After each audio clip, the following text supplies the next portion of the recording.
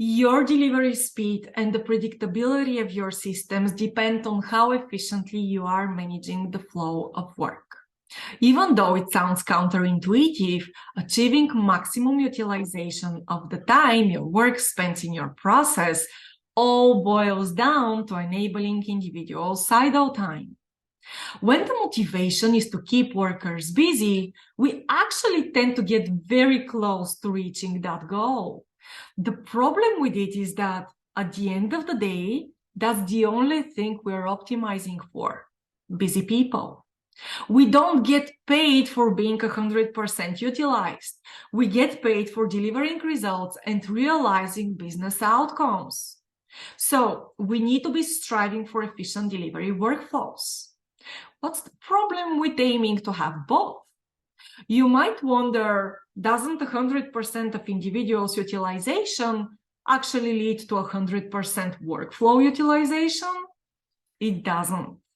In fact, utilizing every minute of your individual's time will land you in some hot water. And here is why. When your workers are busy all the time, they start more new work. And starting more work takes the focus away from finishing outstanding work.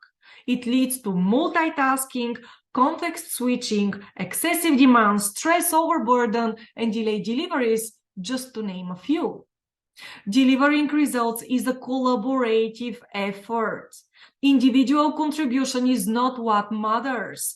The cornerstone of reaching optimal efficiency is to work on as many items as the team as a whole is capable of handling at any one time. And introducing WIP limits in your workflow is crucial for maintaining the balance between demand and capacity. Once the WIP limit is reached, no new work should be pulled in to preserve the efficiency of your system. This means that there will inevitably be people that will stay idle until an outstanding work item is delivered.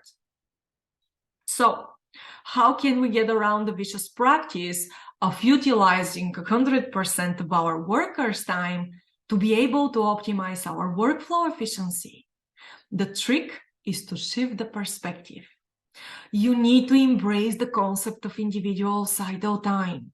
You need your team members to have it in order to make small, long-term improvements and achieve an efficient workflow. Remember, you shouldn't manage workers. You should manage the flow of work. Idle time is the time that's necessary to reduce stress levels and decrease the chance of burning out. Let your team learn new skills and try out new tools.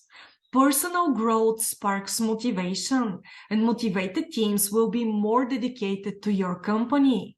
As time passes and one small improvement leads to another, your team will become more efficient, self-managed, and engaged. And enabling individual idle time doesn't mean that you extend 4-hour lunch breaks or you enable social media browsing all day long. Not at all. Idle time isn't really idle. All of your management practices have to be made explicit. This approach will not only provide a blueprint of how the team should handle different scenarios as they're making progress, but it also sets a foundation to improve upon. As you optimize your workflows, your explicit policies evolve as well, and everyone is on the same page about how the work should move through their process.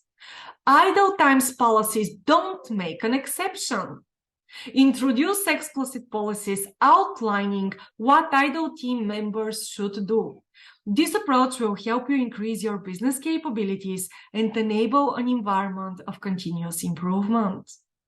100% utilization of our employees' time comes with a high price. Enabling idle time for our teammates is the ultimate approach to delivering results faster, improving the quality of our work, and making the most out of our investment. Switch your focus to managing the work and let your teams self-organize around it.